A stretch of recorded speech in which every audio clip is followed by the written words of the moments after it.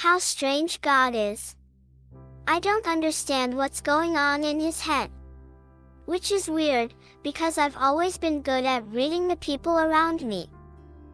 How foolish of me to compare him to a human. He probably doesn't think about what he's going to do next, he just does it and doesn't care about what happens. It's like someone who knows they're going to die and doesn't do anything to prevent it. I would think that being omnipotent, omniscient, and omnipresent, he would at least make an attempt to change things. Perhaps he cannot do something, maybe fate is above him, or maybe he simply does not want to. In which case, God is lazy. After flipping him the middle finger, I was somewhat nervous. I expected him to send me to his damn hell, but in a blink of an eye, I found myself in my ex-girlfriend's room. It wasn't me anymore, but some kind of fairy. A little angel or a little devil.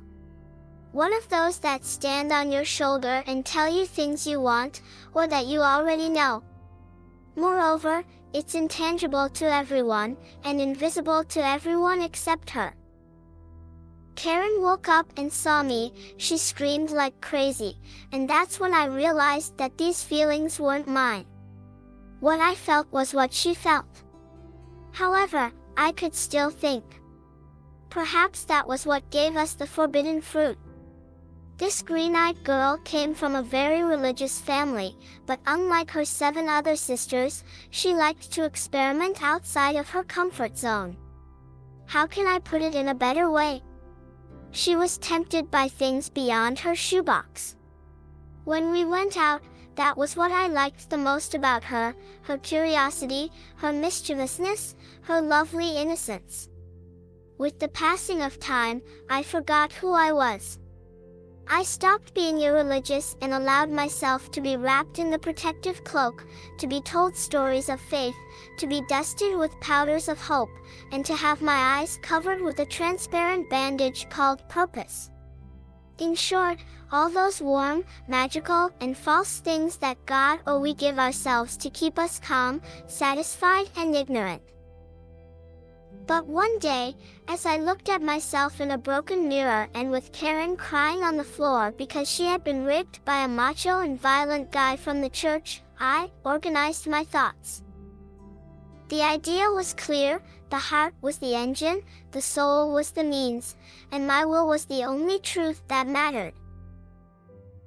That afternoon, I left that bathroom and flew towards the sky. All I wanted was to kill God, take his place, and reign. I did it. I created my perfect world, one where I wanted to bring Karen. But she didn't belong here, and I no longer felt anything towards her.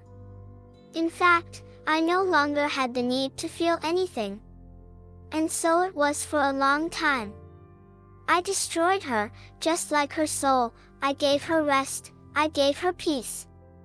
I forgot about her world and created a new one, and another, and another, and another, and they all thrived as I expected. I was an all-powerful entity. I was the system that kept the clock ticking. There was no longer me, it was the same as before. Everything was the same, everything was part of everything. It didn't matter from which perspective I looked at it, all life was the same, all death was the same. I knew everything, I knew it would end up like this. I was no longer free, no one was. One day someone wanted to kill me. I knew everything that would happen when he gained this power. And it's not that he was special or unique, it was just his time. In my last moments, I laughed. Being a god is an endless cycle where you can do everything, yet you do nothing. I didn't disappear, I just covered my eyes to stop seeing the void. Now I must be a child playing with his toys, which is quite ironic.